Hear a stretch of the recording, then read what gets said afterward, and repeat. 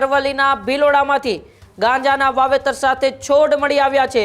ભિલોડાના ટાકાટુકા ગામેથી ખેતરમાં વાવણી કરેલ ગાંજાના છોડ ઝડપાયા છે। ગાંજાના ઝડપાયેલા છોડના ખેતર માલિક પૂર્વ નેતા હોવાની આ શંકા છે। ભિલોડા પોલીસે 23 જેટલા ગાંજાના છોડ ઝડપી પાડ્યા છે, તો સાથે સાથે 9,700 કિલોગ્રામ ગાંજાના જથ્થા સાથે એક આરોપીની ધરપકડ પણ કરી છે।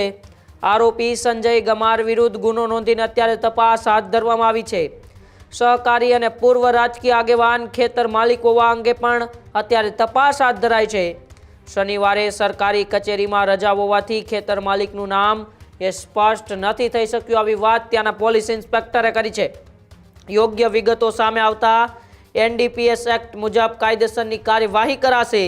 ખેતર માલિક સામે પણ એનડીપીએસ એક્ટ હેઠળ કાર્યવાહી થવાની શક્યતાઓ અત્યારે દર્શાવવામાં આવી રહી છે। ત્યારે લગભગ 10,000 કિલો જેટલો એ ગાંજો છે મળી આવ્યો ને સાથે સાથે એ 23 જેટલા ગાંજાના છોડ જે એરંડાની વચ્ચે વાવવામાં આવ્યા હતા અને પોલીસને બાતમી મળતા પીઆઈ સહિતની ટીમ પણ એ અરવલ્લીના ભિલોડાના ટાકાટુકા ગામે પહોંચી અને ત્યાંથી એ ગાંજાનો જથ્થો અને છોડ પણ ઝડપી પાડ્યા છે। અને એવી પણ આશંકાઓ વ્યક્ત કરવામાં આવે છે કે જે માલિકનું આ ખેતર છે તે માલિક એ સહકારી દિગ્ગજ આગેવાન છે।